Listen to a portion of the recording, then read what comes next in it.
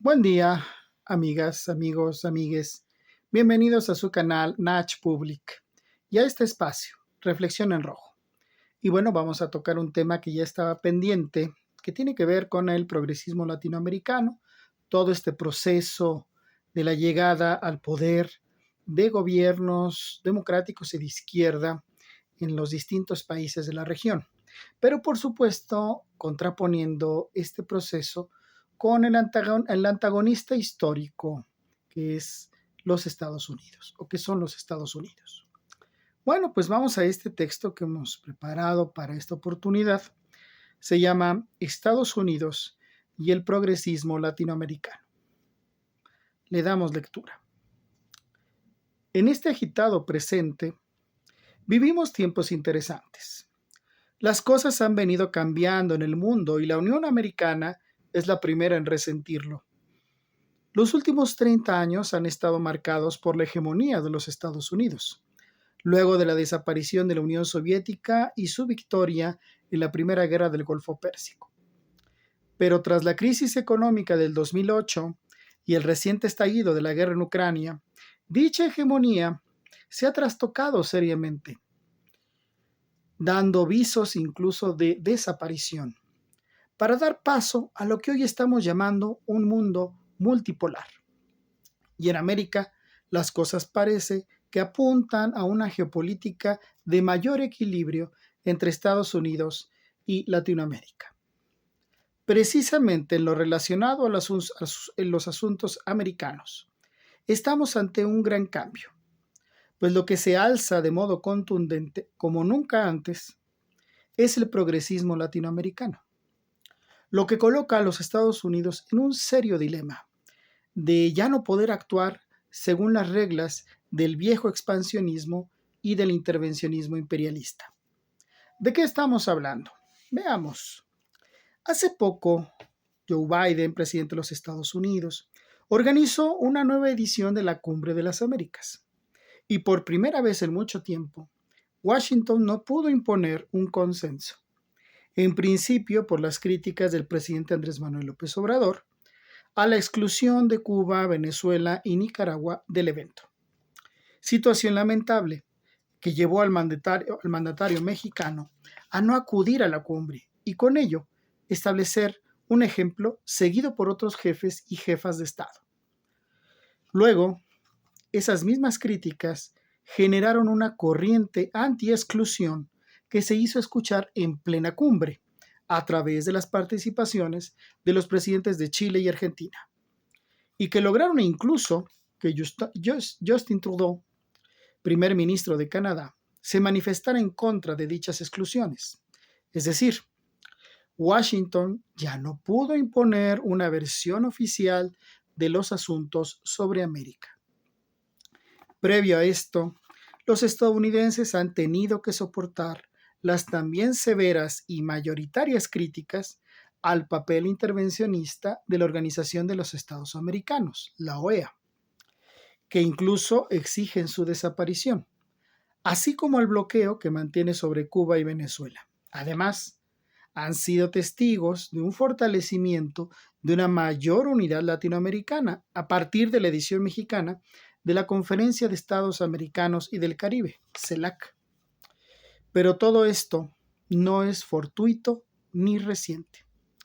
Es resultado de la amplia ola progresista que ha vivido América Latina, en que los pueblos de la región, por vía democrática y pacífica, vienen decidiendo que sus países sean gobernados por corrientes de izquierda. Este proceso se desarrolla desde 1999, con el ascenso de Hugo Chávez al poder y de la Revolución Bolivariana en Venezuela, que, junto con Evo Morales en Bolivia, Néstor Kirchner y luego Cristina Fernández en Argentina, Tabaré Vázquez y José Mujica en Uruguay, Ignacio Lula da Silva en Brasil y Rafael Correa en Ecuador, iniciaron la primera ola progresista.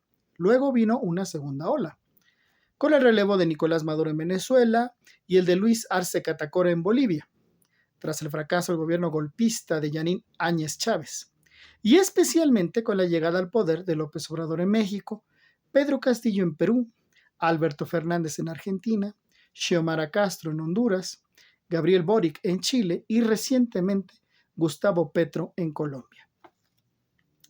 Esta segunda ola progresista seguramente se complementará con la elección de Inácio Lula da Silva en Brasil después de la persecución política, el golpe de Estado judicial contra Dilma Rousseff y la desastrosa presidencia de Jair Bolsonaro.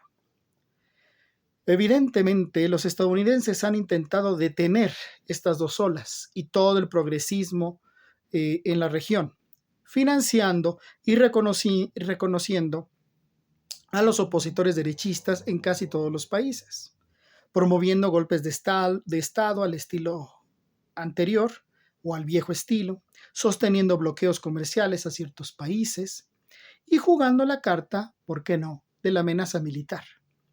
Pero luego de 13 años, es claro que las medidas de los Estados Unidos no han resultado. Por ejemplo, aunque financian opositores, estos no han logrado recuperar espacios en Venezuela y Cuba, además de fracasar electoralmente en Argentina, México, Perú, Chile y Colombia. En los casos que han promovido golpes de Estado, los procesos democráticos han regresado al poder a las fuerzas progresistas y de izquierda, como ha sucedido en Honduras y Bolivia, y próximamente en Brasil. No decimos nada nuevo al decir que el progresismo latinoamericano ha sido o es una respuesta continental al modelo neoliberal, que en los años 90 del siglo XX y la primera década del siglo XXI destrozó a América Latina. Pero el proceso progresista en nuestros países está gestando algo más.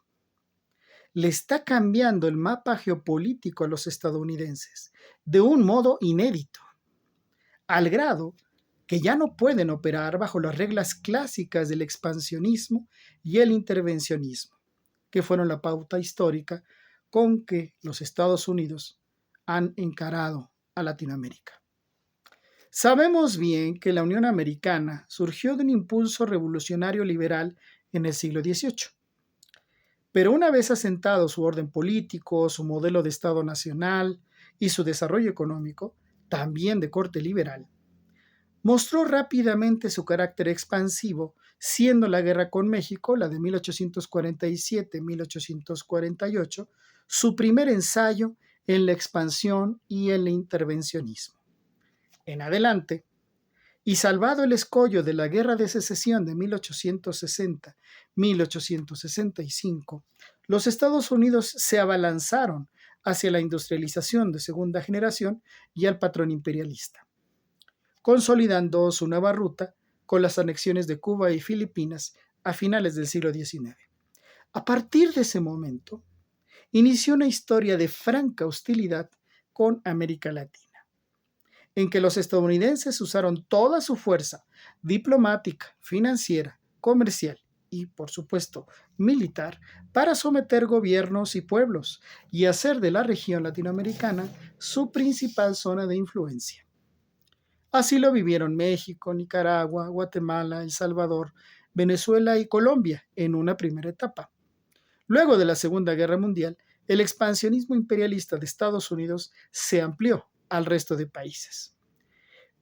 Pero antes de eso, la Unión Americana debió asegurarse de consolidar su papel como potencia mundial para desarrollar un verdadero carácter expansivo o imperialista. Lo que a inicios del siglo XX solo podía hacerse involucrándose en los asuntos europeos, para imponer gradualmente su presencia económica y militar. Estamos claros que ello se logró en 3 duras etapas. Una, al participar desde 1917 en la Primera Guerra Mundial, siendo parte de la Alianza Franco-Británica. Luego, financiando la recuperación económica de la primera posguerra, que solo derivó en una severa crisis económica para los Estados Unidos y sobre todo para el viejo continente. Y en tercer lugar, volviendo a tomar parte de la guerra en Europa, de nuevo del lado franco-británico, para enfrentar a la Alemania nazi y su poderoso aparato militar. Ciertamente, tras la Segunda Guerra Mundial, los estadounidenses tuvieron que vérselas con la Unión Soviética como un nuevo adversario geopolítico. Pero este solo era un rival militar, circunscrito a una región muy específica del mundo, Europa Oriental. Por lo que la contención fue la mejor política. Pero lo que sí era un hecho a partir de 1945 era la neutralización de Europa, occidental y central principalmente, como un polo que compitiera con la nueva hegemonía de Estados Unidos. De ese modo, a partir de 1945, los estadounidenses no dudaron en abalanzarse nuevamente en contra de América Latina para afianzarla como su nueva zona de influencia. Pero lo que habían perdido de vista los estadounidenses es que, con su agresiva política expansionista anterior al periodo de las guerras mundiales, había desatado el ciclo revolucionario violento latinoamericano, que comenzó en 1910 en México y que no se detuvo sino hasta 1979 con la victoria sandinista en Nicaragua. En todo ese tiempo, entre el periodo de las guerras mundiales y la Guerra Fría, los estadounidenses debieron lidiar con una América Latina agitada por aires revolucionarios, en una secuencia que abarcó a México, Nicaragua, Guatemala, Cuba, República Dominicana, Colombia, Venezuela, Uruguay, El Salvador, Bolivia, Perú y Chile, siendo este caso el único de corte pacífico. Sin embargo, de todas esas revoluciones, pocas fueron victoriosas. Y nunca hubo un proceso real de unidad latinoamericana. Eso facilitó a los Estados Unidos, que gradualmente se hicieron potencia mundial, sostener una política intervencionista que contrarrestara el ciclo revolucionario latinoamericano. Hasta lograrlo, pues para finales de los años 80, las revoluciones en Guatemala, El Salvador, Colombia y Perú no alcanzaron sus objetivos. Pero hoy las cosas están cambiando. Los estadounidenses pierden gradualmente hegemonía. China asciende como potencia económica que pronto los desbancará como primera economía del mundo. Rusia reta militarmente a Washington en varios frentes euroasiáticos y somete económicamente a su única aliada, Europa, cada vez más conservador ante el mundo e inútil ante los embates del cambio geopolítico. Al mismo tiempo, países como Corea del Norte, Irán, India, Pakistán, Arabia Saudita, Emiratos Árabes Unidos y otros de África del Norte como Libia o Argelia, retan los dictados de Estados Unidos en sus regiones, complicando aún más sus intereses militares y políticos, así como su acceso a materias primas y mercados. Y en medio de todo ese escenario, América Latina supo pasar del ciclo revolucionario violento al del progresismo democrático y pacífico, que está teniendo importantes resultados, pues lleva a las fuerzas democráticas y de izquierda al poder en la mayor parte de países de la región, y ello les permite una mayor unidad, lo que va imponiendo nuevas condiciones diplomáticas y comerciales a Washington, sin que los estadounidenses puedan hacer algo eficaz y certero. El mundo cambia. Poco a poco se hace multipolar, pues la vieja potencia pierde su titularidad y ahí la región latinoamericana, sin perder su vocación transformadora, se alza progresista, democrática y pacífica para imponer nuevas condiciones. Lo dicho, estamos ante un agitado presente y en él se incuba un interesante futuro. Hasta aquí la opinión de esta semana con este tema. Agradezco su atención, suscríbanse al canal, si les parece, difundan estos videos y nos vemos la próxima. Muchas gracias.